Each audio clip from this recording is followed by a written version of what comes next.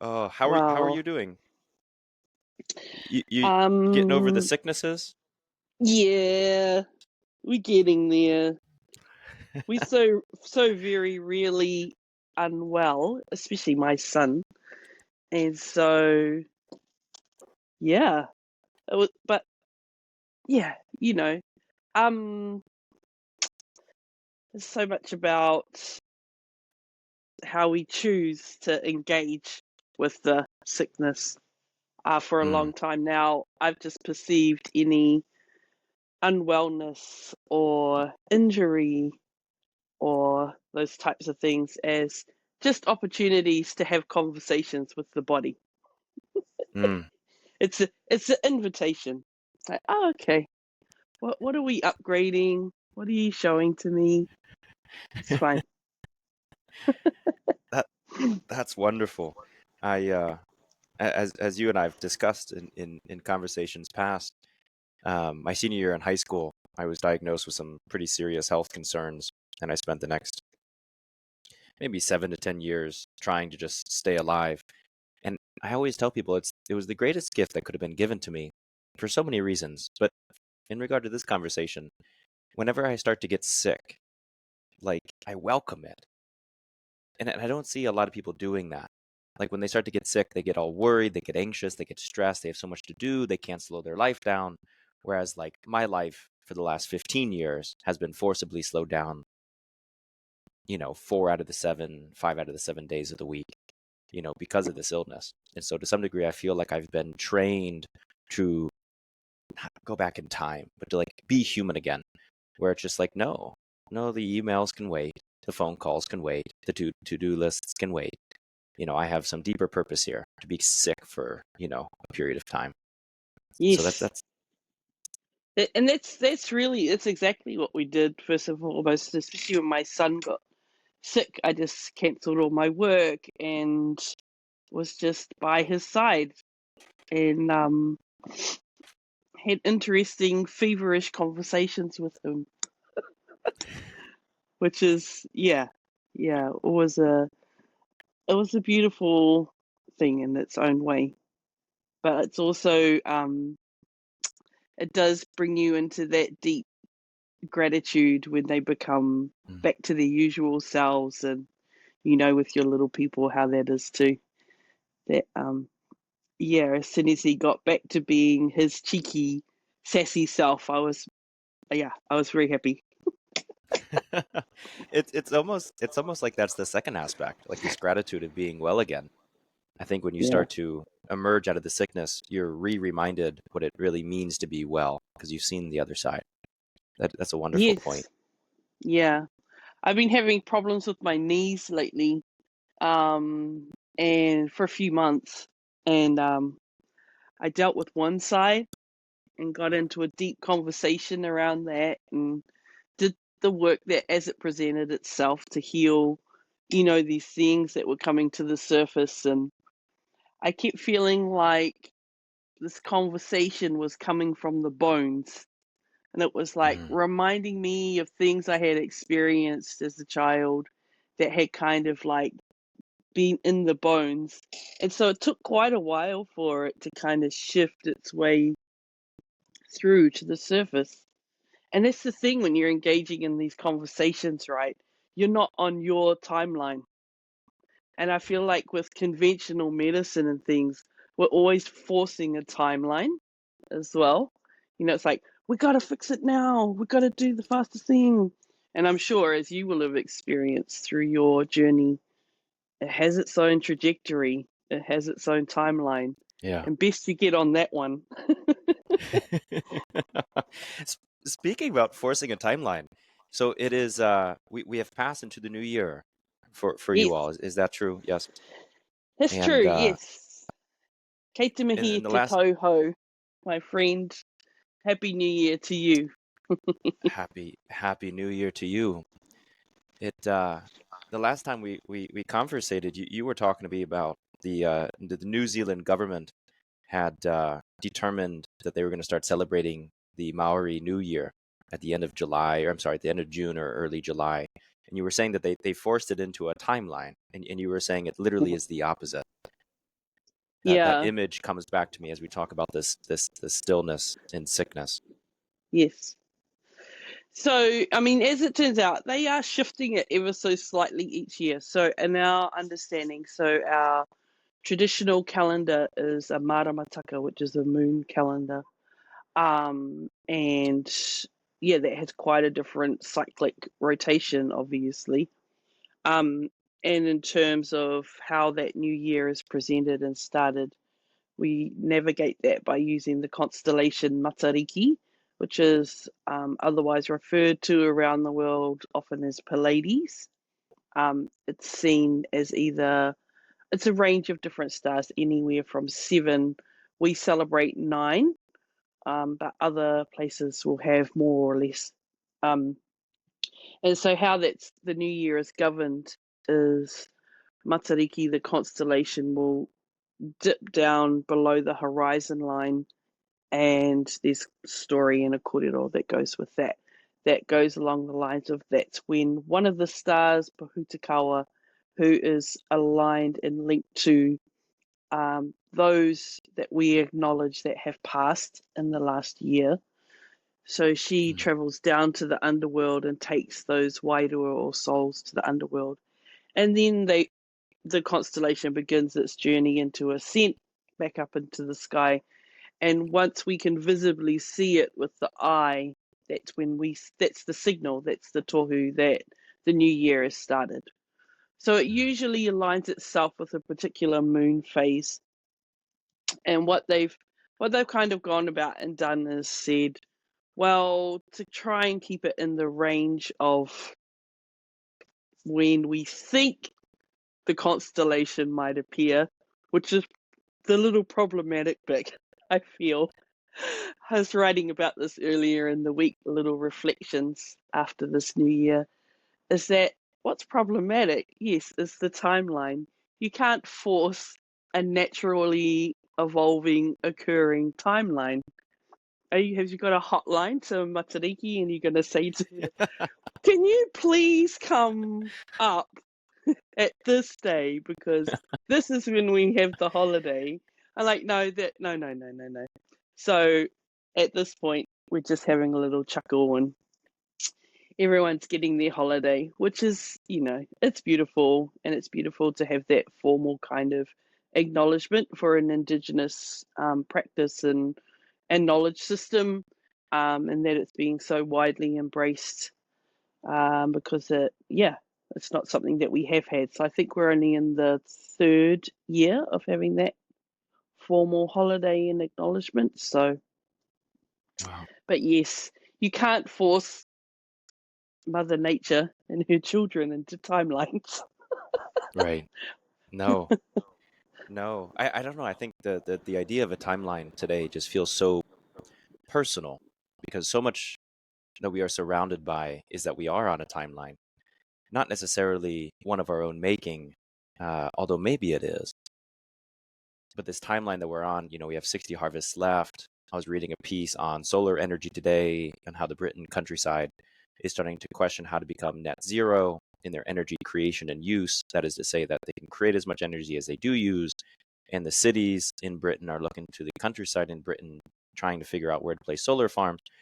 We see this narrative all over the place. Like we are on a timeline. We have something to solve. Read another article recently talking about extinctions and how commonplace they are over geological time, and how humanity is right now fighting our own extinction. And what do we need to do? Are we going to let it be what it is, or are we going to fight our own extinction, or are we only becoming extinct because we're driving ourselves into extinction? All these questions. And I guess what I want to build this question to, and maybe see where the conversation goes, because that's about all the notes I have. I really just I so appreciate you, and I kind of just want to open a playing ground for you to play in, and then I'll just follow you for the rest of the conversation, I hope. But I want to start here. So much, well, how do you say, the awakening that is, the awakening of Indigenous knowledge into the populace's brain is really coming into the fore. Mhm. Okay, and I want to make sure I say that correctly, because Indigenous knowledge is not reawakening, but it's becoming reawakened in the consciousness of the lay person, the person who has obviously squashed that for many hundreds, if not thousands of years. Mm. But we're so fast to turn. No, what do I really want to say? There's a right way to do it and a wrong way to do it. And when I speak Yeah. to you, I hear this idea of patience. I hear this idea, as we've talked about, which I want you to get into a little bit of this, Vakapapa, this essence, right? There's time, there's timelines, there's force, there's the opposite. We've talked about sitting with trees and having these conversations and allowing that to really awaken around us. What I'm getting to is there's two narratives. You have the one which is fast-paced, and you have the other one full of fear, and you have the other one which is seemingly very patient and full of love, kindness, and hope. But it's also decently guarded. Can you Mm. speak to that a little bit? Does that make sense? I want to set that up for you and just step back. Yeah, thank you. Hmm. The word that and the concept that comes to mind, and I feel like even this has a long way to go. It's almost like we need to do the thing to the thing to get to the thing. And the word that comes to mind is decolonization. Mm, It's very much a big phrase here, living in these lands as tangata whenua, as people of the land, as we are in a deep process of reclamation, decolonization, and oftentimes I feel like that concept is very heavily aligned towards the Indigenous carriers, holders. And so it's another responsibility on top of all the responsibilities that we already are carrying, which are mm, huge. Reclamation in and of itself is, yeah, not to be understated. For many of us who come from 3, 4 generations of, deep effects from colonization, urbanization, having had our lands and our languages stripped away from us, our resources, all of the things. So we're carrying those loads, and then, to be able to step into a journey of healing, which is really about a journey of acknowledgement, which is where we get into, the whakapapa, into the lineage. I was talking about, and I was just speaking with a group last week about this, that everything has a whakapapa, and I think you and I have conversed about this. Everything has a lineage. Everything comes from somewhere. That beautiful constellation we're looking for in the sky, it didn't just appear from nowhere. It comes from somewhere. It has a story, and that's one of the beautiful things about our our culture, Indigenous culture, and I feel like many Indigenous cultures around the world, is that we understand the concept that everything is interconnected, that nothing is random, that nothing is just sitting in isolation in and of its own timeline, that all the timelines interweave and interconnect, and we understand that, you know. And in that, it then brings us to the second sort of primary function, which is to mihi to. Mihi means to acknowledge. So we acknowledge mm, all, whether it's the very smallest insect or the very largest planet in the universe, whatever it is, everything is in and of, that mihi and that acknowledgement. So before we can even look to moving forwards, and this is a little notch, if you like, it's like a notch in a grain of wood which I know you'd be very familiar with. You know, when you get that knot in the piece of the wood and it's like, oh, what do you do with it? Do you pretend it's not there and try and plane over it? I can't imagine that works very well. Do you go around it? Do you cut it out? Probably the best thing that you could do is actually acknowledge that it's there. And I'm looking at the fine pieces of timber in your studio in the background, and I see a few notches, and I'm like, yeah, what do? You include them. You acknowledge that they're Right. there, and then you work with them the best way that you can and that you know how, with the skill that you have. Right. And this is why it's important, you know, that we acknowledge where it is that we have come from as all of the peoples, not just as the Indigenous peoples that perhaps have had to weary a lot of the traumas, but we all, each and every one of our whakapapa has had a part to play in where we currently are and where we are currently sitting. And what I often feel is not being given the right amount of time and space is one, an opportunity for everybody to step into that conversation and to hold and acknowledge with the we would say mana, which means mana is a very tricky concept to try and explain, but kind of the presence that you carry with you that comes from your people and your tupuna and your ancestors, and is reflected in the works and the unfoldings that you carry.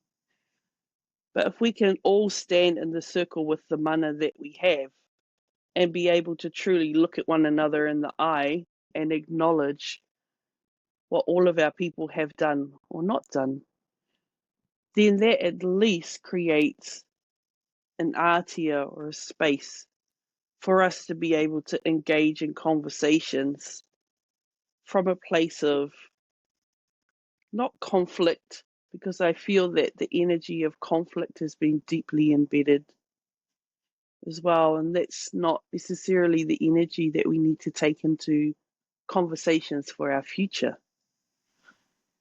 And that's for all of us as a people too. I know that a lot of our people are carrying a lot of anger and resentment, and that's understandable, and those emotions are valid and they have places for sure, but they oftentimes can impede the direction and the way forwards in which we need to navigate.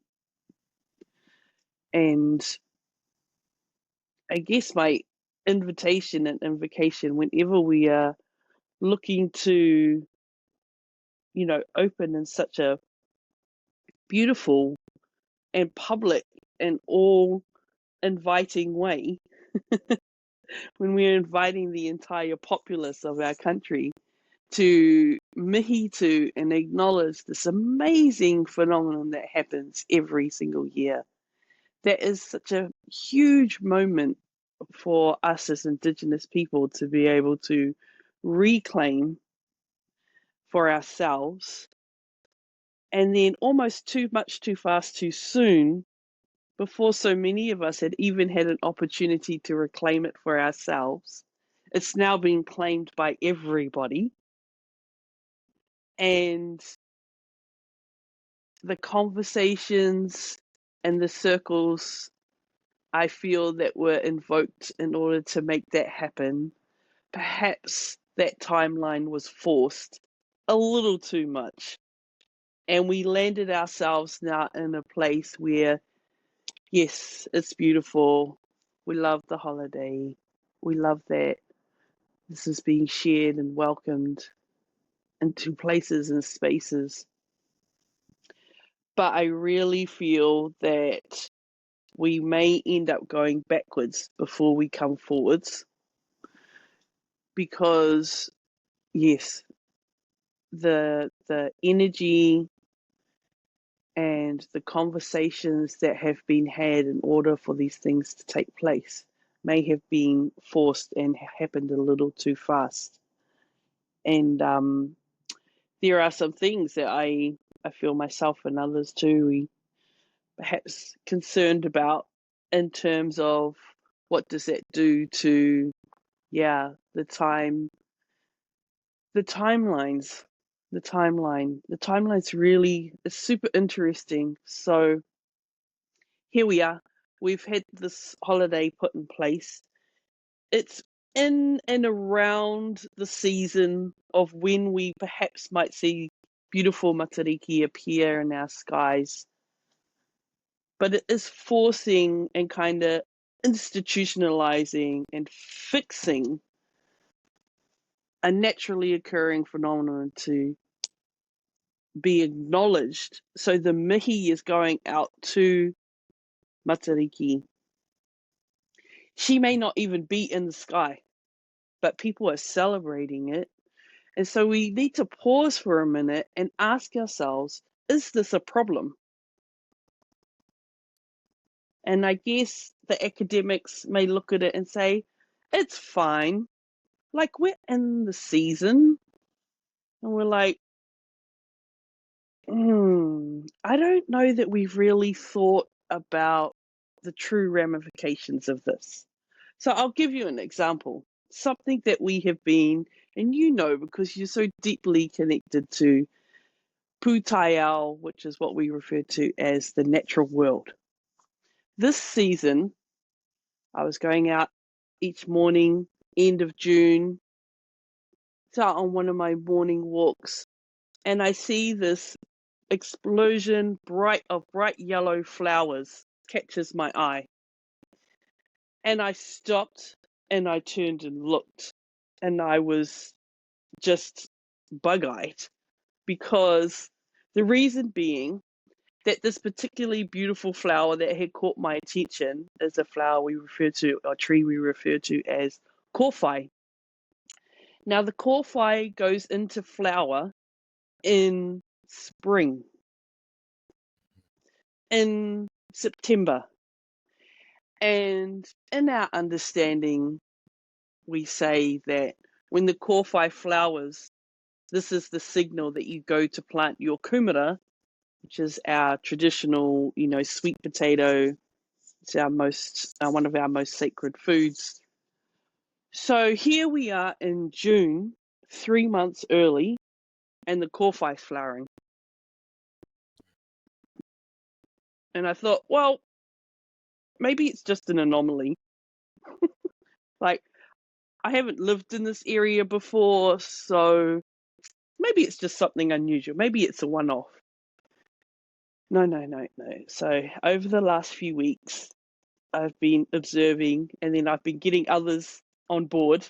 People are sending me photos of this particular thing flowering, and then I've just been down in Te Waipounamu in the South Island of New Zealand, and same thing happening down there. The blossoms are blossoming. Kōwhai is flowering in the South Island, which is significantly colder, right, than the North. And so it's got me wondering. I can't make any conclusive kind of prove anything, but when you start messing with timelines and the natural unfoldings of Mother Nature, I don't know, it's this crazy notion that as humans, we forget that everything is connected, that everything has a whakapapa. So when we start messing with timelines and saying, oh, we'll just put this thing here because it suits our timeline, but does it? Does it suit? What does that do? What is the impact and the roll-on effect? Because when we're sending out those acknowledgements to signal, oh, hey, the new year is starting, those acknowledgements are received. We know this. We know this as Indigenous people. There's a reason why there is a system in place. There is a system of the natural law. There is a Indigenous wisdom keeping system that has been in existence for eons. And then we come along and mess with that.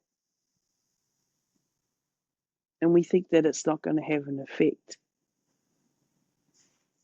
But I've been quietly observing just in the last few weeks, in a number of different ways, how I've seen timelines and time in and of itself.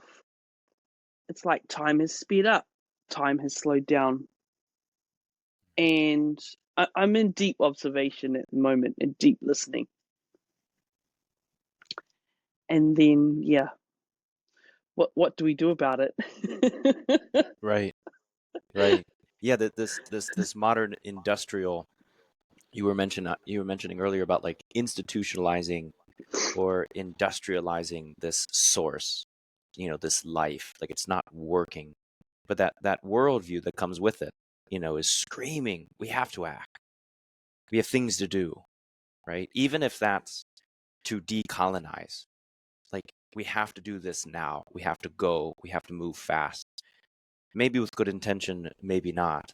But when I'm sitting here listening to you, I get the opposite of that. This more of this indigenous worldview that you speak of. It's like stop, sit. And I'm reminded, you and I were chatting a couple weeks ago, I think, and you had this wonderful idea, which, by the way, I've pitched to maybe 3 or 4 or 5, a handful of people since. We're totally doing it. Your Okay. idea is happening. We're totally doing it. Oh, You the said you tree wanted to festival? yes, the tree festival. You wanted Oh, to throw a festival or a conference where, yes. and I don't know if I've improved it or made it worse, but this is what I tell people. I say, listen, my good friend Chelita, she gave me this. She handed it to me. It's her gift, but let me share it with you anyways. You're going to come out to the wildland, our home here in Central Virginia, and we're going to plop you on a tree of your own choosing. You can choose. And then we're going to build this little mobile cart that has food, water, and a portable toilet on it. And then you're just going to sit there for like, 5 days, 7 days, whatever it is. And we'll, every hour we'll come by with food and drink. Maybe it's like local mead or local, wines, like really good. Like you're going to have a great time, but you're not allowed to leave until you've had a true and full conversation with the tree in which you sit underneath. Mm-hmm. And as you said, and if you come out of that forest with nothing, go back in because you weren't listening because she is talking. Yeah. I love that. That, yeah. That's the decolonization right there, right? Right. It's like, if you're not hearing anything, you got work to do. Go back to your Because tree. it, Yo, yes, let go me back know to your tree because let it's me know when there. this is, because I'm gonna come over for it. I'll be special guest tree hugger. Shalita, I don't know if you know this, but I will throw this festival just to have you come over here. So Okay, great. I'm there. watch what you promised because I'll make sure of it. I Nah. one of my life goals is to meet you in person and give you a big hug, which Yeah. probably Yeah. means little to you in this moment, but it Oh means the no, world it to me. means a Your lot. friendship does. Yeah. I've been thinking, especially when I'm in the South. So what I did get to experience, I don't want it to sound all bad, beautiful Matariki. I had a beautiful New Year, and I after the previous year where I had run around and I had forced the timelines and I had I'd maximized my energy, time and energy, which I've been talking about. It sounds terrible, but I've been talking about how I feel like we all got scammed by this holiday. Matariki traditionally is, of course, it's our winter time. So traditionally it comes, we've done the harvest, so we put all our kumara and all our beautiful kai that we've been growing into the storehouses, and we go into the whariwānanga, like into our houses of learning, and we immerse ourselves in those spaces for the cold months, as you would, right, traditionally. So, but here we are in modern times, and we're all out running around creating these events to celebrate Matariki, and then we get to the end of the season and we're all burnt out, and we've done the complete opposite of what we were supposed to be doing, which is resting, receiving, and connecting. So this year I thought I'm going to try my best not to do that. I don't know how successful I've been this year, but I had a beautiful weekend for the holiday weekend. We were nestled into the foothills of South Canterbury, and I was a part of a collective event, but we were all in the one space, in the one time, for the duration of the weekend. And it was really beautiful just to be in a community and just have fun. We did some breath work and some healing and some sound healing, and we got up bright and early in the morning and put the fire on and made our offerings to the fire to honor those that have passed, and played our beautiful traditional instruments as the sun rose. And so it was beautiful. It was really beautiful. We swam in the icy cold river and had saunas and laughed and danced in the evening. And I Wow. felt like, yep, this is kind of as it should be. Let's do more of this with less of all the other stuff. Yes. So I was here for Yeah. that timeline. It was a good timeline to be in. Yeah. Yeah. Yeah, that's wonderful. Just going back to this acknowledgement, because that's the word that I feel like you're giving, even with that story, is just acknowledging. You said acknowledging all. That's where it begins, and giving the Mm. time and space it needs. Why do you think acknowledging? Because that to me sounds very easy. Why do you think that's so hard for so many people? Hmm. So, in the context of not just in this conversation, but in all the work that I do, whether it's traveling to different whenua, different lands, putting my feet on that whenua, putting my hands into different waters, leaning my back against different trees, listening to the songs of whatever manu or birds are singing, whether I'm placing my hands onto the body of someone that I'm working with, whether I'm holding them in an embrace as they release the years and years of sadness or grief or pain that they've been carrying. It always comes back to the one thing, which is keita mihi, keita mihi, keita mihi. Acknowledge, acknowledge, acknowledge. To me, acknowledgement is like putting a key in a lock and turning it so that it can open, so that whatever the distortion, the imprint, the pain, the grief, the mamai, the sadness, the illness, whatever it is that's being brought into your awareness, that is the point that needs to be acknowledged. Once you acknowledge what's being presented to you, yeah, it's like turning that key in the lock. It frees it and it releases it. Then you can go about clearing it, healing it, transforming it. But until the acknowledgement is made, you can't bypass to the next steps. You will inevitably loop back around again.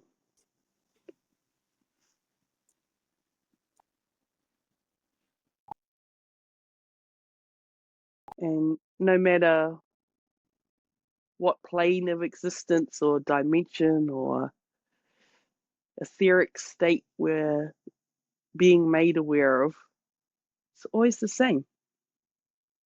We were at this amazing campground where we were being hosted for our Matariki event. It was an old scout camp.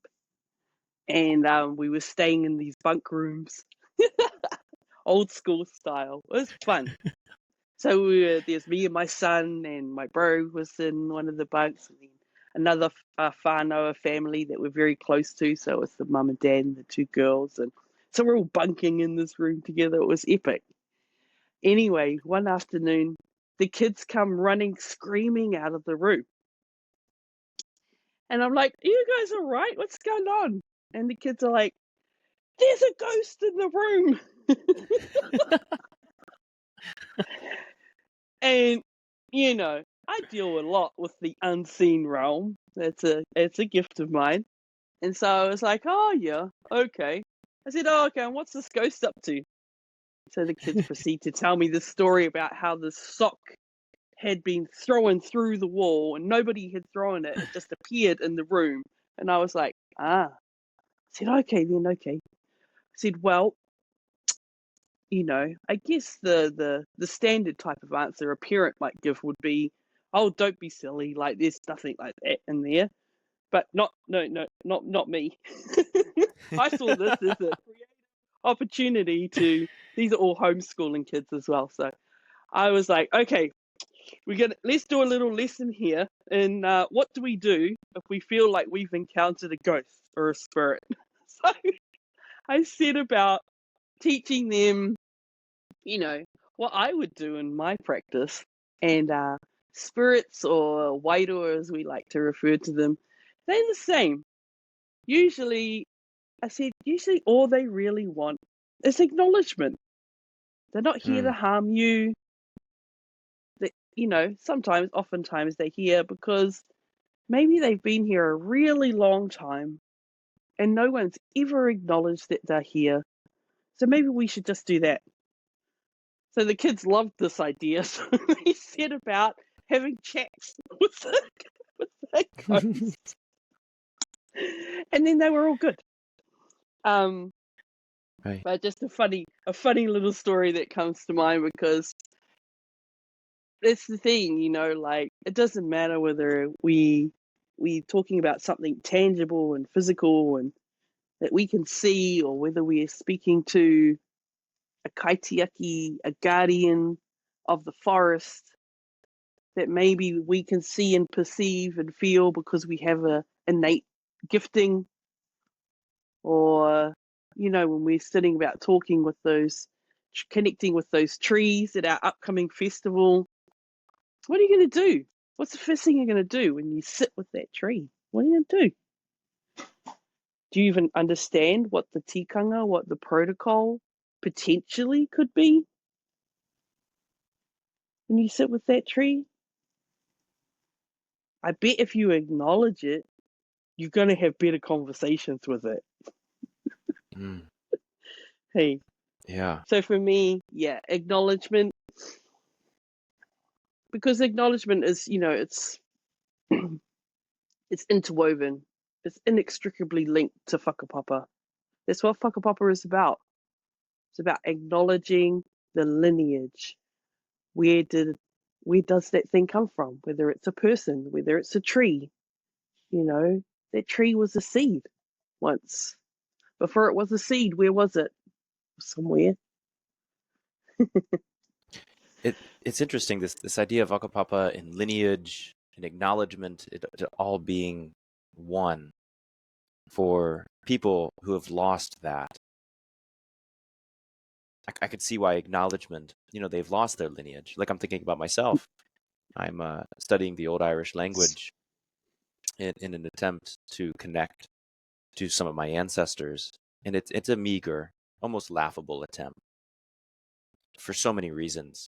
But I'm trying, you know, and it's just so painful to me, even as someone who I am, to look back at the history that, you know, I have been given, and to look at some of it, and just to be like, you know, my great grandfather. He lived in Ireland. I have no idea where. I have no idea what he looked like. I have no idea about anybody who's alive that has any idea. Like even that, so close of that relationship to me, that lives in me, that, you know, all of this dreams and ancestors that maybe we can get into here. Maybe if the conversation goes that way, you know, it's so close yet so far. And so to me, there's this intrinsic relationship, you know, between people like myself with a lost lineage and this idea of acknowledgement. And I think one thing that maybe I want to ask you is, it seems like to acknowledge the tree, because we're at this festival together and you and I are sitting there at the tree. It seems like in order to acknowledge the tree, I also have to acknowledge my place at the tree. And so, like, I have to meet myself, Mm-hmm. and that seems to Yeah. be a very difficult thing to ask a modern, industrial, Western minded thinker. Meet Yeah. yourself. Well, and that, my friend, is where the work is, right? We're talking about Mm, decolonizing. And that's why I was saying that the practice and notion of decolonization is everybody's work. There's this narrative that's been allowed to kind of settle, which I was speaking to earlier, that like decolonization is an indigenous person's work. And it's like, well, it is part of our work, but everybody has a place. Colonization has impacted and affected absolutely everybody, no matter which part of the scenario that you're sitting in or your people have sat right. in. And so, like here you are, you have to acknowledge and mihi to the fact that perhaps due to colonization or, the journey that your ancestors have taken, that you have lost the whakapapa. Mm, Now, first and foremost, I would like to decolonize that notion because I don't believe that anything is ever lost. And the reason why I say that is because, and this is where we have to start stretching ourselves a little, because we've become so attached to a linear, physical proof of everything. But there are more than mm, one ways to discover lineage and whakapapa. And I know this to be true. I know it as facts because I've done it myself. I've had my tupuna and wairoa and spirit lead me on a journey and take me back to my ancestral lands so that I could physically, tangibly put my feet on those lands. That was not done through a book. It wasn't done through pages. It was done because I stopped and I asked the questions and I listened to what they in spirit wanted to show me, the path that they opened for me. And I believe that this is possible for anybody. And that would be my invitation to you is don't ever, let's start by saying, my whakapapa is not lost. That's the colonized version. My whakapapa stopped. No, it doesn't. Whakapapa is always there. It's being held somewhere. We just got to find it. That's all. And sometimes we have to do extraordinary things, like go and sit with our butt on the earth and our back against the tree. We acknowledge the tree and say, hey, do you think as a connecting life force between heaven and earth, do you think that you could ask and help me find my lineage? I need to find it. And then wait mm, for the timeline to unfold. Have the patience. All of a sudden, strange things will start happening. You will receive a piece of information. It's like following the breadcrumbs. And it will take you, if you have the openness and the openness in your heart and the openness in your spirit. Like, I don't know who we think we are when we start boxing in spirit and start boxing in those that have gone before us. Have you had a conversation with your ancestors?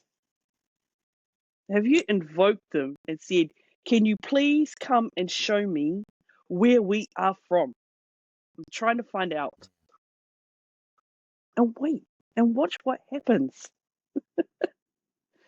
Right. Sometimes you can engage people with particular gifts that might be able to help you. Um, and oftentimes, yeah, I work across this concept a lot with other people because, so many of us are in this business of reclamation. And all I know and I can speak to is, first and foremost from my own experience that nothing is outside the realms of possibility. Nothing. Everything is Yeah. stored in the great knowledge systems of the universe, of our ancestors.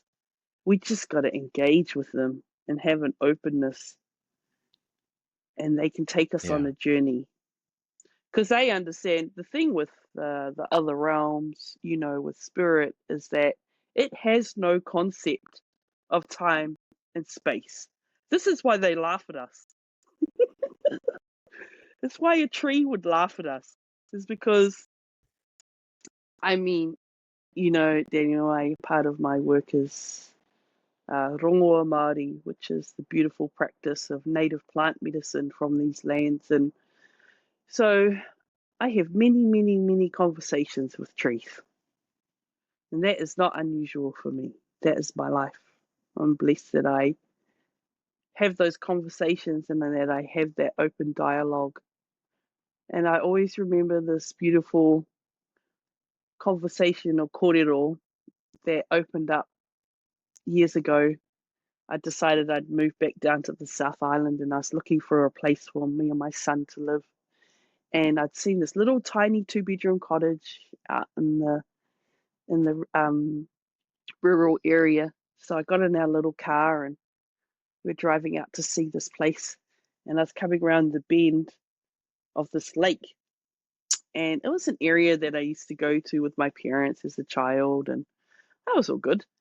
Anyway, the trees started saying things to me, which, as I say, is not unusual. What was unusual was what they were saying. And what they were saying to me was, "Oh my gosh, it's you. Oh, we haven't seen you in a long time." I was like, "What? What do you mean?" They're like, "We haven't seen you for so long." I was like, "Okay." And I just kind of stored that in the back of my memory file. Anyway, as it proceeded, we ended up moving out to that little cottage.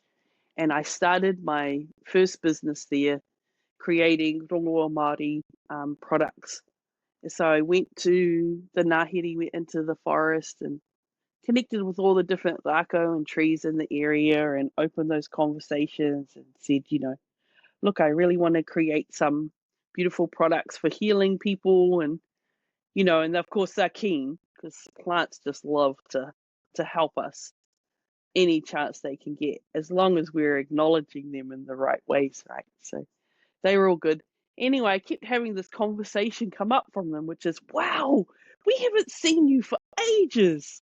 Like, where have you been? And I'm like, I'm right here. And I kept thinking, are they talking about like when I was a kid or something? I don't remember coming out here. Anyway, the following year, different things evolved and spun out, and I was moving and creating in and around the area a lot, and I kept having different visions of myself living and walking and breathing in those lands. And now we're really going to get into some different timeline energy. What I pieced together over the space of that following year was that I had most certainly lived and walked and breathed on that whenua before, that I had worked with those plants as a medicine woman before, but it was in a completely different timeline.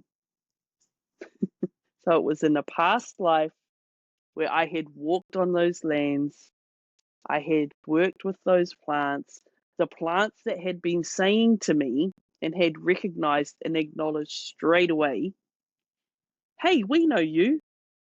We used to work with you before, but we just haven't seen you for a long time. And that's the thing. What that made me realize was that the tree doesn't see this. It sees your Māori, your life force. and it sees your wairua, your spirit, which is always the same. So it recognized my spirit to the tree who doesn't have any concept of time or space. It was just like, oh, we haven't seen you for a long time. We're talking Right. a few hundred years. Right. But it knew me before I even realized who they were. Right. So It opens up this whole new field for us to play in, not just in this conversation, of course, but to truly play in and laugh in.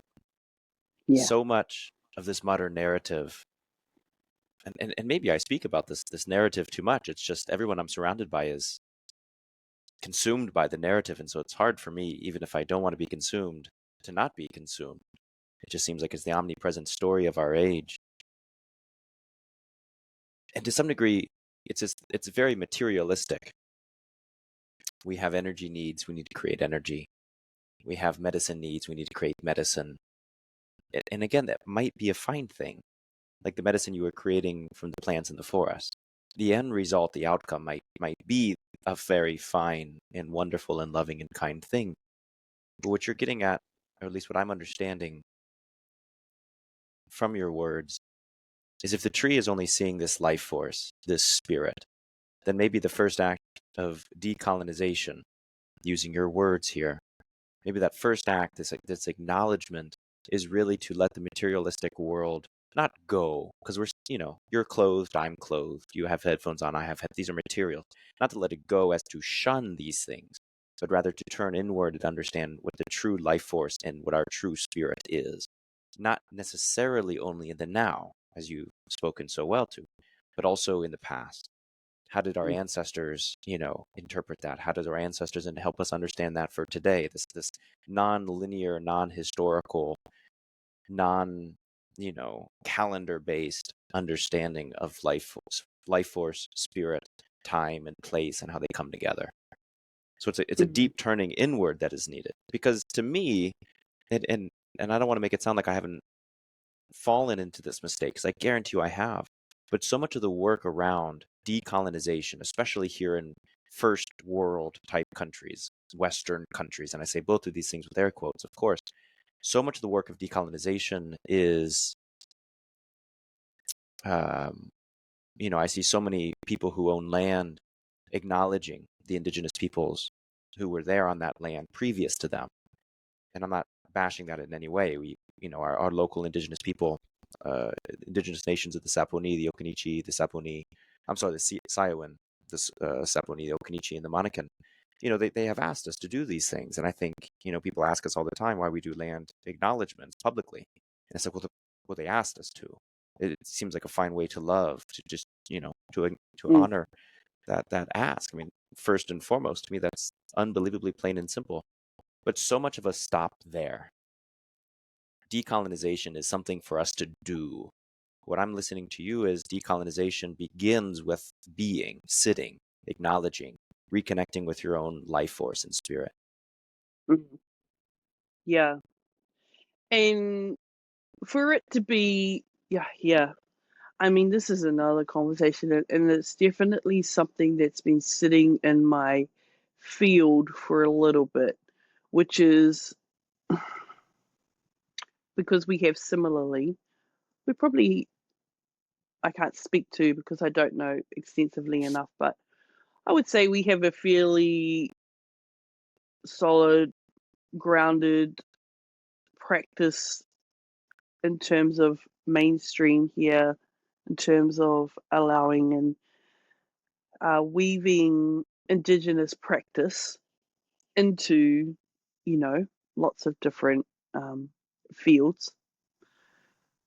But what I've been sitting with lately is, what is the true inherent value that is being placed, especially when it comes to Indigenous wisdom? A energy that I've felt as an Indigenous woman, as an Indigenous practitioner, as an Indigenous wisdom holder, is I sometimes and oftentimes feel that people love to come and sit with the tree, but how much do you really truly value the wisdom that comes from that tree? Mm.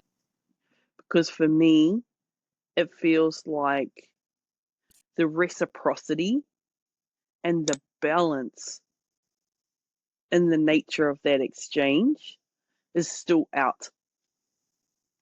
It's like we like to invite the Indigenous wisdom keeper in to share the wisdom, but what are you doing to whakamana or to uplift the mana of that wisdom keeper? Are you going to gift them the lands, or are you going to keep sitting on the land and doing what it is that you want to do? Do those people even have land?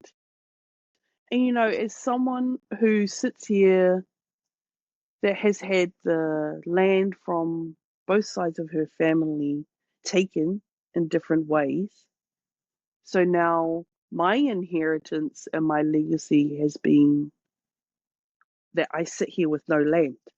So my son's inheritance at this point is that he has no land. And then I've got to set about not only doing all the work to heal, you know, all the intergenerational trauma, to do all the acknowledgements, to generate and create and instill a sense of value within myself, which is a massive journey just in and of itself. But on top of all of that, I'm then invited to come and share in spaces and my wisdom and my medicine and all of the things, which I love. You know, it's what I live for. But then on top of all of that, I'm still expected to create value enough in order for me to purchase land. Like, it's a lot, right? Yeah. It's a heavy workload. And sometimes when we're sitting and we're being invited into these spaces,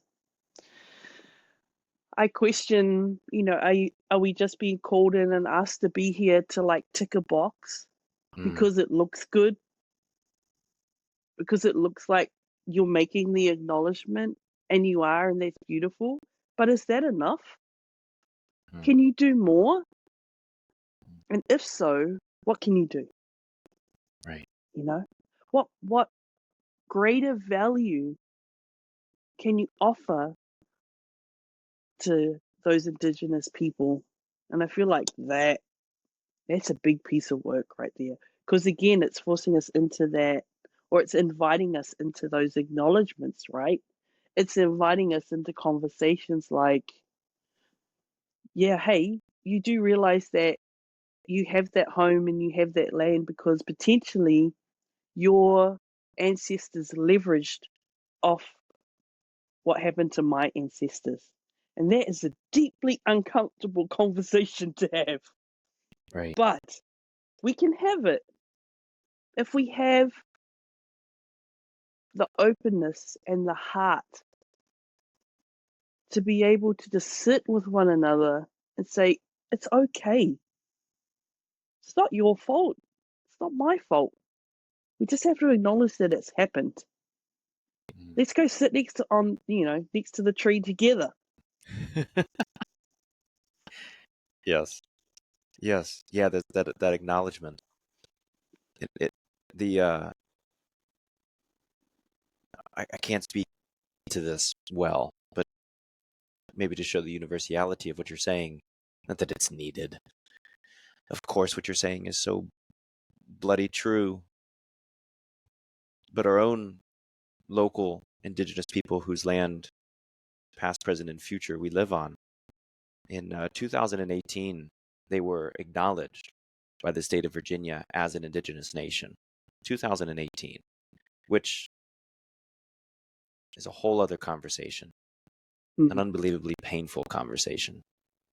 Their current chief has a lot of medical trauma, because even in her lifetime, which is something so unbelievable to me, but in her lifetime, she couldn't receive any medical treatment because she was an indigenous local woman, right? And this is with somebody who's still alive. So much of this colonization we see as the 1400s, 1500s, 1600s here in the Western Hemisphere, but it's like, no, it was yesterday, literally yesterday. And something that, I want to get your opinion on this.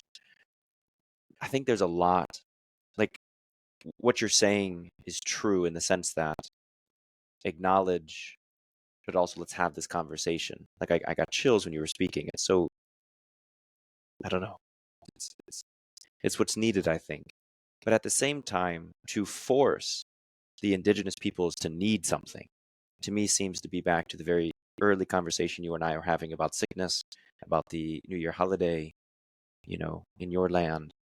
There's a difference there. And I think so many people that I've been around, and if I've ever done this, I apologize. Like, I think it's so easy to do this, is my point. But we want to force our help to the indigenous peoples locally. I don't know. Could you speak about that a little bit? Yeah. Well, it's problematic, right? Because Yes, it it's as is. if to say, one, there is a problem. Two, it's okay, we've got the solution. And it's like, do you though? Because in my past experience, the solutions you have offered us have not been good. No. So there's a deep mistrust there. Right. And when we are busy trying to reclaim and re-indigenize ourselves, do you think that we're going to be looking perhaps to those externals in order for you to provide us with a solution? No, because it would go directly against what we're Right. actually endeavoring to do. Right. So, a few years back, with all the craziness that unfolded, we were being offered solutions. Right. She says in parentheses, solutions. And of course, me and my practice, I was just like, I don't care what the thing is. I will study it. I will find the Rongoa Māori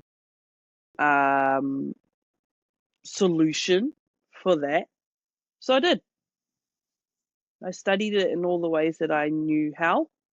I studied it as it was appearing in the bodies of people. I studied it with sound. I studied it with, our native plant medicine. And I designed a range of Rongoa Māori products that treated it. That's what I did. And how did I do that? I used ancestral indigenous wisdom, whakapapa, acknowledgement, all the tools that I carry in my kite, in my medicine bag. And those things have gone on to fix a lot of people whenever they've engaged with those particular unwellnesses. But I had conversations. I had a conversation with the thing. Right. I was like, "What are you? You're interesting. Let me understand your whakapapa." It was not good, let me tell you that I was much. about to say. But I don't know if I wanted to see that. no. But I did want to see it because I wanted to understand it so that Right. I could wrap a solution or a rongo around it, a medicine around it that would naturally help and support our people, or whoever the people are. But yeah, the idea that I don't know. I had to give an opening speech at a whānau well-being day last week, and my speech was about whakapapa, and it kind of birthed itself out of my son being unwell, and we were staying with friends, and I had three different bottles as a tangible physical representation. Each bottle had a different whakapapa, had a different lineage. One of the bottles was a Rongoa Māori tonic syrup that I had created for children, which was birthed out of, that last few years. The second bottle was a bottle of pharmacy, like cough medicine syrup, with some kind of pain reliever in it. And the third bottle was another natural remedy, but it had not native indigenous plants to this country, but things like wild thyme and elderberry, and so a bit more of what I would refer to as like a Pākehā or tauiwi whakapapa. So, but I held each one of them up and spoke to each one in this different whakapapa and told my story about in that very tangible way, just to demonstrate the strength and the mana of each whakapapa.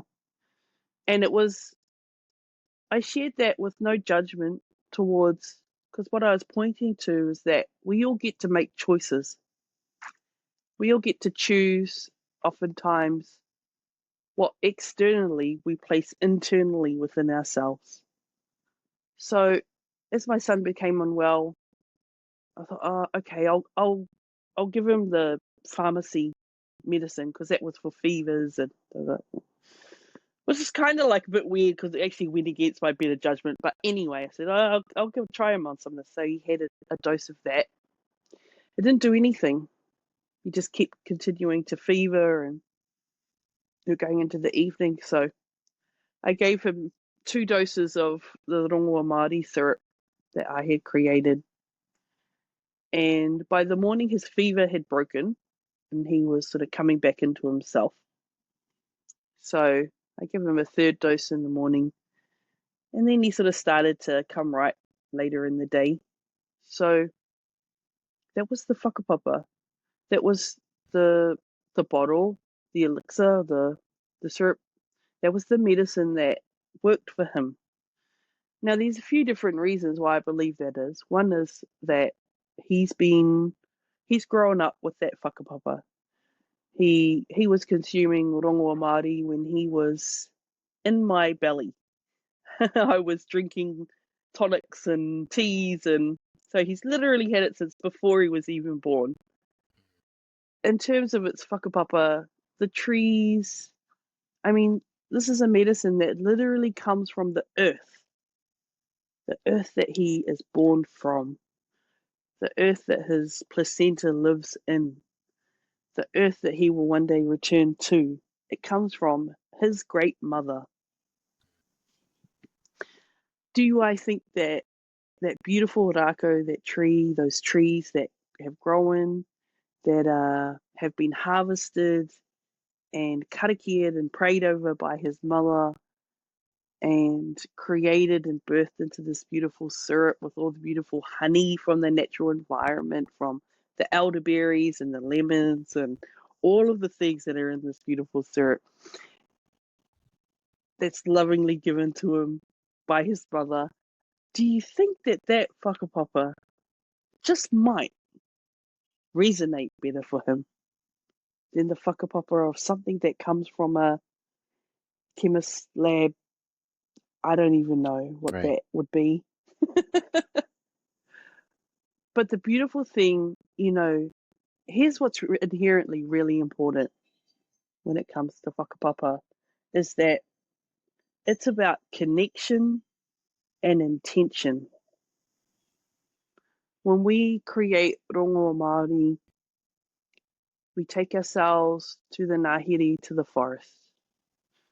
We stand with our feet on the whenua, on the ground, and we acknowledge, we mihi to that space and that environment. And then we ask permission, because we don't just go in and pick and harvest and do whatever it is that we want to do. Kyle, no. We must get permission. We have the conversations. Is it okay if I'm here today? Is it okay if I come and harvest some plants today? 9 times out of 10, you always get a yes. Because like I say, plants are always wanting to help us and support us. But we do those acknowledgements and we ask those permissions, and then we do our karakia, we do our prayer, we do our blessing, which is about opening that connection to source and that connection to that beautiful atia, that space, connection to ourselves, and we set an intention. I'm wanting to collect these plants today so that I can take them and turn them into things that are going to help heal myself, heal my family, heal people. I will only take as much as I need because I'm a kaitiaki, I'm a guardian. I understand that if I look after you, you will look after me and my family and my children and my children's children, and you will be here always to help us. In this lifetime, in the next lifetime. So in a few hundred years from now, when I come back and you start telling me all again how you know me, Right. you'll still be here. Because I understand. I understood back then. I look after you. You look after You look me. after me. Yeah. Wow. That's what it It, is to be a kaitiaki. It's what it is to be a guardian, right? It's this reciprocity, this understanding that anything and everything is in and of the circle. There is no break in the circle. We are in and of the circle. My son is in and of the circle. The tree is in and of the circle. Matariki is in and of the circle. We're not separated. We're all in this together. So if you're standing in my circle and you're in pain, or you're lost, or you feel like you don't have the right things to acknowledge, or you can't acknowledge those things yet, I will see you. I will bear witness to you and acknowledge you. And then we can move forwards. We need to. Right. Yeah. Right. But we put the time there. There's a previous conversation you and I shared, and I still think about this. You had many words for it, which I did not have. I'll get you started, and then I want you to continue the story for me, or this idea. But in the past, you've talked to me about there's this idea that everything you need is where you can throw your net. I believe I've done enough to get you going, but that's kind of, I feel like, where we are in the conversation. Yes. Yeah. In Rongoa Māori, so we would say that wherever you stand, so let's say the house, the home that you live in, and this is, obviously you could do this in a physical, tangible way, but more in a metaphysical kind of way. Because maybe your net is very large and you could throw it a very far distance, but we would say that the kupinga, or the fishing net, the net, and we're thinking of those big fishing nets that they would cast out. But if you held your kupinga and stood, in your home, on your back doorstep, and you cast the net out in a circumference around your home or around the area that you lived in, perhaps if you wanted to extend it a bit further. And I feel like there's definitely that micro and macro sense of this as well. But we would say wherever that net could be cast out, within the circumference of that net, the rongoa or the medicine that you require and that your family would require will be and will grow itself in the area that net can be cast. So, and this is where we start to get into the super intelligence of plants, which I've seen and witnessed too much of to not be able to deny its existence. Like, plants still, they just buzz me out. Like, they're so smart. Their intelligence is just so clever. And I'm sure you've witnessed this as well. just what they can actually do. Ah, here comes my little fella. Hello. How you doing? Not good. Hey? I woke up coughing. You what? I woke up coughing. Oh. You're up early. Oh, okay. Yeah, I did that. Hold on a minute, my friend. Take your time. Yeah, you're good. Okay. Well, that's very early for him to be up. No problem. Yeah. We're speaking to plants. Yeah, intelligence. Yeah, the super And intelligence of plants. the super intelligence of plants. They're so clever. I keep having this reminder come to me about the seed, and it still just fascinates me so much. We're talking about whakapapa, but you think inside the tiniest seed lies the whakapapa and the super intelligence for it to do all that it does. And the tiniest of seeds. I mean, not that we're too much difference either, but it just fascinates me how it holds all of that intelligence in such a micro way. And I'm sure you have this concept too, but I was instructed by a kuia, by this grandmother many years ago when I was creating a garden. She gave me some seeds for what we refer to as hue, which is a gourd. So we grow gourds traditionally for a range of different uses as food carriers, vessels, but we often use them as instruments as well. So we cut the top off the gourd and then use them as a wind instrument and things. Anyway, this kuya says, I wanted to grow some gourds. This kuya said to me, "Oh, make sure you put the seeds in your mouth before you plant them." What? She goes, "Put the seeds in your mouth, and then it will know you. And as you're working and growing the plant," she says, "do the same with your kai. With your kai, your food for your seeds for kai, especially the hard ones, obviously. So things like squash and those sorts of things. Put the seeds in your mouth and soften them a little, and then put them in the ground." I said, "What do we do that for?" She goes, "Because then it knows your whakapapa, and it will grow itself. It will read with its intelligence, like what it is that you need. It will read and understand perhaps what minerals you're lacking, what things that you need more of. It will grow itself accordingly." And I just thought, wow.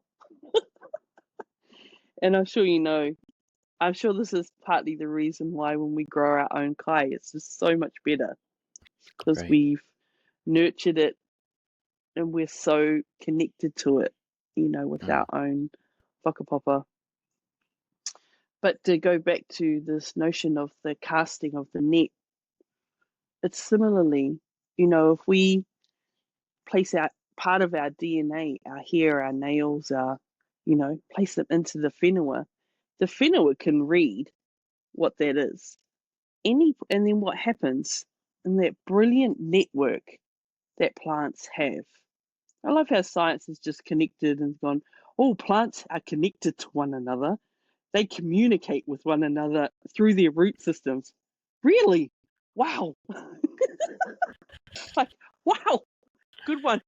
I'm glad that you're catching up on that. Because I feel like we understood this a long time ago. But of course, they're connected. We think we're talking about having conversations with trees, but trees be having a lot of conversations with one another. They are terrible gossips. Let me tell you something. This is why it's super important that you're nice to trees, because if you do something wrong to one of them, it will tell all of its friends. Yeah. There's so much here. Scale is a word that keeps coming back to me. There's a particular as we release this idea of a forced timeline, we become limited by scale. You can only put so many seeds in your mouth, right? You can only talk to so many trees. What I mean by that is you can't devise a program to save the forests across the globe. Maybe you can create a community of forests where you live, right? There's a particular limitation of scale, and I use both the word scale and the word limitation very positively. I don't mean any of these things as negative, not even the slightest. But there's a wonderful limitation of scale. There's a wonderful idea of intimacy. So many of the climate saving solutions, I think, lack intimacy. Maybe all of them. Maybe we can go that far and just say all of them. But there's an intimacy that you're talking about with your net, with your reach, with your local landscape, with the seeds in your mouth, with the trees that are great gossips. So we have time, we have scale, we have limitations, we have intimacy.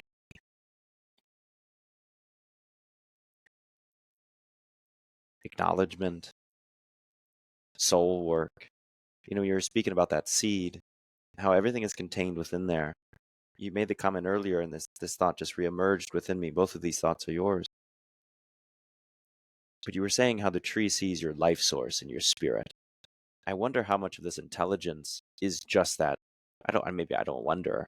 Maybe it is true. Like, what if this intelligence is just that life source? And we've totally mistaken this intelligence. I get so bored with people talking about the left brain and the right brain. I'll be saying something and somebody in this group or whatever would be like, well, that's your left brain talking, or that's your right brain talking. And don't get me wrong, scientifically it seems to be thus. Scientifically, whatever that means, it seems that we have two sides of the brain. But intelligence doesn't seem, based upon what I'm hearing from you, and so please correct me if I misunderstand, but intelligence, if the seed has it, and the tree only sees your life source and spirit, the intelligence, this innate wisdom, seems to be held in that life source, not in any sort of temporal, materialistic understanding of the actual clay that our bodies are. What do you think? Well, I don't think I feel. You make Why me would smile, by the way. why You just would interrupt why your would it thoughts. You make me yeah you make me smile so much. because my conversations with trees are not thoughted, they're felt. And so what that signals to me, and this is probably too where you feel a little bit problemed by the mind, intelligence, which is required, but at this point in time where we've been so deeply anchored in the mind, we need to switch that off a little and rebalance and recalibrate, because what we're really seeking to do is to come back into the heart intelligence, which is felt. It's not logical, but it is of the truth, because the heart doesn't know how to lie. And that's why I'll trust a conversation with the tree over a conversation with the person any day, because the tree resonates at the heart frequency. It's a felt experience. It's a felt connection. It feels your life force. How does it feel me? It feels my presence. It feels that Modi, that life force, that energy. It feels my wairua, my spirit. It doesn't have eyes, physical eyes per se, so that it will physically see me. So why would it be interested in my physical form? It is feeling me in its intelligence.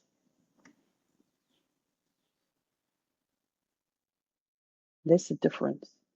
It's a recalibration from being in and of the mind intelligent to being in and of the heart intelligence. Yes. Yeah. And when you go sit with that tree, that's what it'll be recalibrating you to. taking you back into the heart. And I feel like this is really where our work is as humans. That's where we really can connect to one another. It's through the heart space. The head has its place for sure. But if we can learn to work with the two, create that synergistic balance.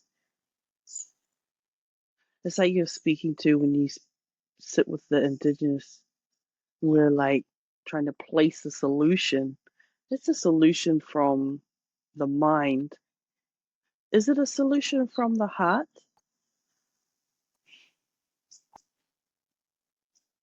Because if we open a conversation with those elders and went to them and said, what is it that you feel you need? What can I do for you? And then listened with an open heart. Probably be surprised by the answers you get. Yeah, I think, yeah, surprise would be a light word for the many of us. I could see us together in this tree festival, somebody running out of the woods screaming, half naked. Their clothes can't keep up with how fast they're running. Just like, holy hell, the tree is speaking. It's actually happening. Like it's just like, oh, you're alive for the first time. Welcome. Welcome. This world has existed. You Yeah. left. Welcome back home. to the circle. Yes. Yes. Oh, well, Chelita, I see that the sun is kind of rising behind you. I hear the birds. Yeah, Your day is getting truly there.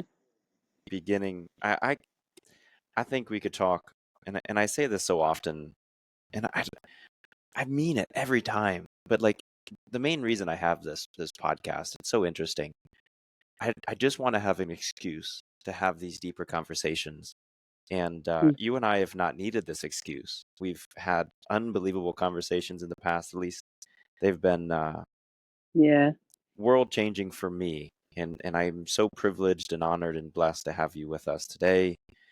And sharing this space, it's a blessing. I can't say anything more.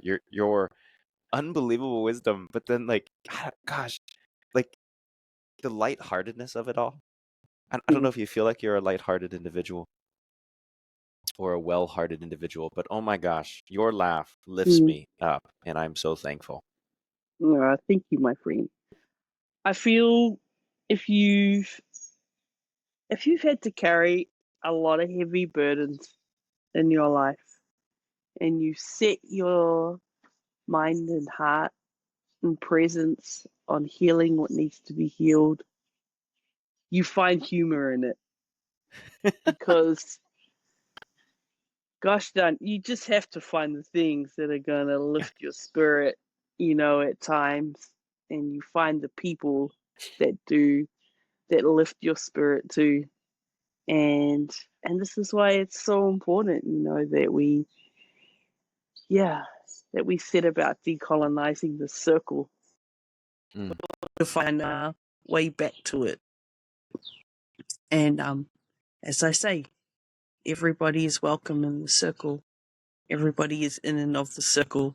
And we need to get back into those circles so that we can all truly reclaim our birthright, which is to be of joy, to dance, to love, to sing.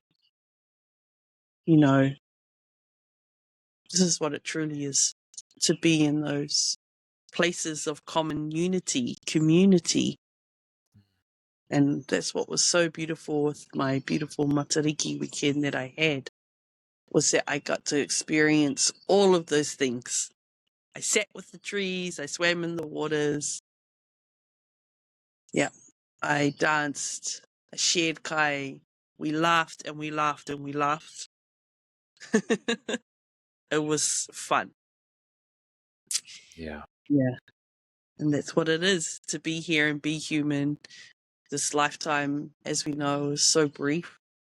And yeah, I wonder sometimes, like, yeah, just as I'm listening to the birds starting to sing, I'm like, I wonder what this tree, what these trees, what this land, these birds, what will they remember me for in this lifetime? Will they remember I came and sat with them? Will they remember that I bought my son? That I know they will remember Mm. because they tell me so.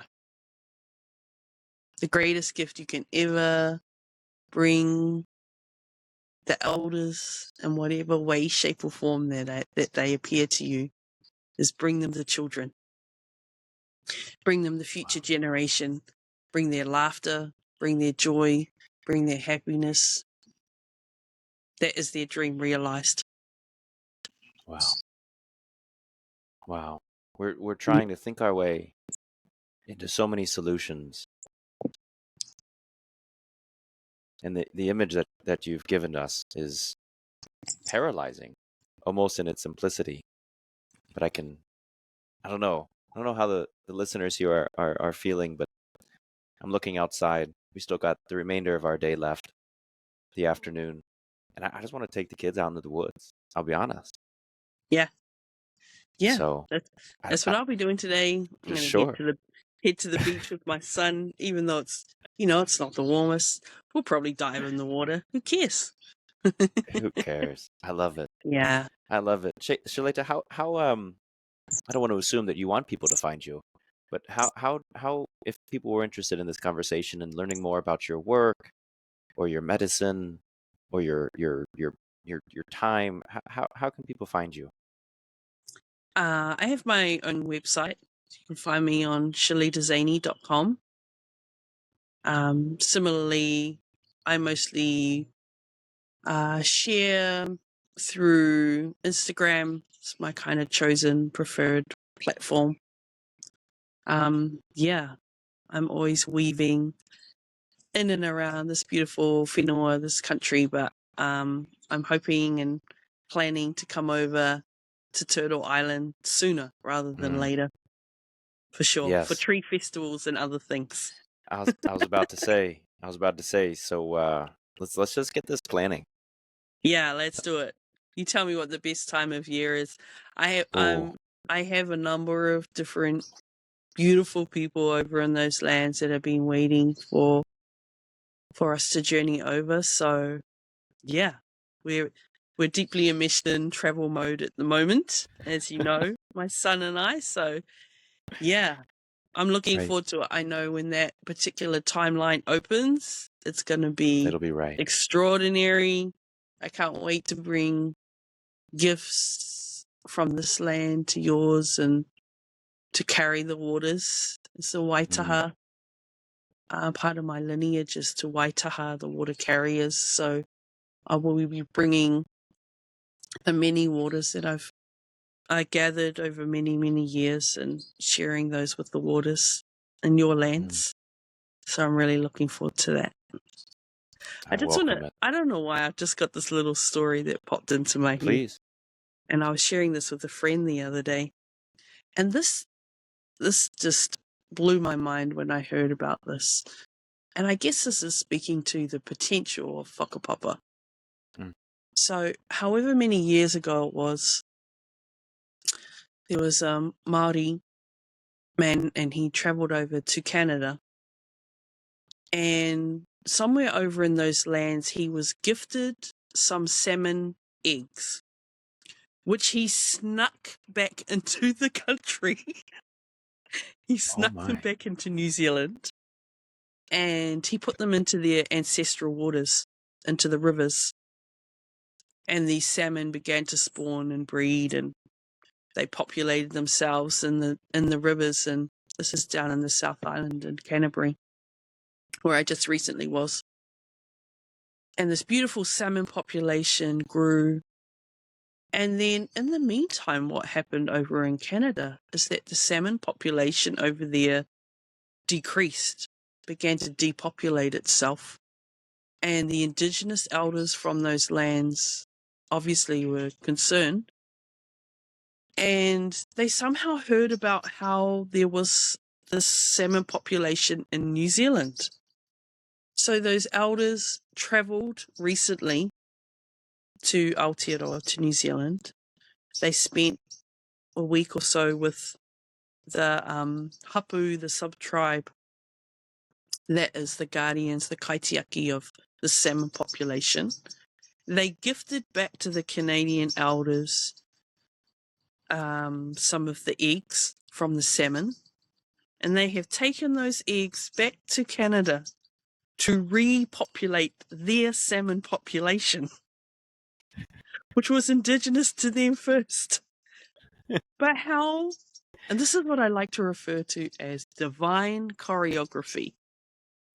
It's when we do things, I don't know, I haven't had a conversation with the Tāne that instigated all of this, the man that instigated it, but I wonder what possessed him to take these eggs originally Right, back in the to first his place. homeland. Yeah. Did he know? I bet he didn't know, but he would have been following some type of guidance that maybe was outside of himself. He did the thing, and then look where that whakapapa has gone. It's done like a full circle. Yeah. Back to itself. This is why I say nothing is ever truly lost. If it is supposed to have its place in the circle, it will always find a way back there. Always. Wow. Isn't that a beautiful story? It just, it's just so brilliant. Yeah, it's never lost. I think Never that's a truly big takeaway from me. Yeah. It might have been forgotten, but that doesn't mean it is lost, No. because it is never fully forgotten. No. Yeah. So much there. I so appreciate you. I am honored and blessed. Thank you. Welcome, my friend. Anytime. You go and take